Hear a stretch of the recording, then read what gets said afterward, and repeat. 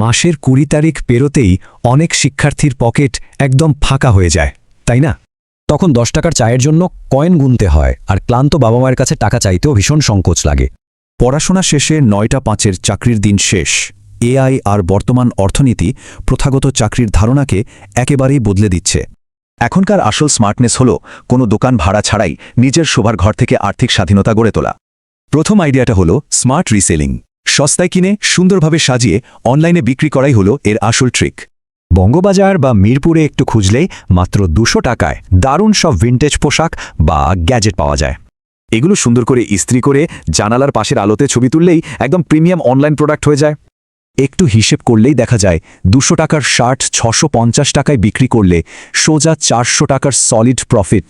দিনে মাত্র ৩টি অর্ডার কনফার্ম করতে পারলেই মাস শেষে অনায়াসেই ৩৬,০০০ টাকা আয় করা সম্ভব। এর ম্যাজিকটা কিন্তু ব্র্যান্ডিংয়ে। পার্সেলের সাথে একটা হাতের লেখা ধন্যবাদ নোট দিলে ক্রেতারা একদম স্থায়ী গ্রাহক হয়ে যাবে।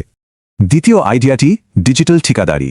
কোনো টেকনিক্যাল স্কিল ছাড়াই অনলাইনে মধ্যস্থতাকারী হিসাবে সার্ভিস এজেন্সি গড়ে তোলা যায়। একটু খেয়াল করলেই দেখা যায় অনেক কন্টেন্ট ক্রিয়েটরের ভালো থাম্বনেল দরকার, কিন্তু তাদের সময় নেই। ঠিক এখানেই সুযোগ।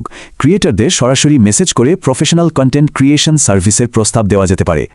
যেমন ক্লায়েন্ট দিল ৫,০০০ টাকা, সেখান থেকে ফ্রিল্যান্সারকে ৩,০০০ দিয়ে সহজেই ২,০০০ প্রফিট থাকে।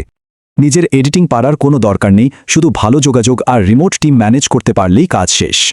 ৩ নম্বর আইডিয়া হলো হাইপার লোকাল ক্লাউড কিচেন। কোনো রেস্তোরাঁ ছাড়াই সরাসরি নিজের বাসা থেকে খাবার ডেলিভারি। হোস্টেলের স্টুডেন্ট বা অফিস কর্মীদের টার্গেট করা যায়, যারা প্রতিদিন সস্তায় পরিষ্কার ও স্বাস্থ্যকর খাবার খুঁজছেন।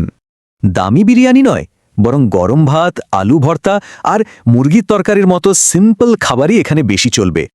সবচেয়ে মজার ব্যাপার হলো বাড়ির হাঁড়িপাতিল ব্যবহার করলে এই লাভজনক ব্যবসায় ০ টাকা বিনিয়োগ লাগে। তবে হ্যাঁ, শুরুতে মানুষের কথায় কান না দিয়ে ধৈর্য ধরতে হবে আর ক্যানভার মতো মার্কেটিং টুলস শিখতে হবে। দিন শেষে প্রথাগত শিক্ষা হয়তো একটা ডেস্কে চাকরি দেয়, কিন্তু উদ্যোক্তা হওয়ার মানসিকতা এনে দেয় সত্যিকারের স্বাধীনতা। তাহলে প্রশ্ন হলো, আজই এই ৩টি চমৎকার উদ্যোগের মধ্যে কোনটি শুরু হতে যাচ্ছে?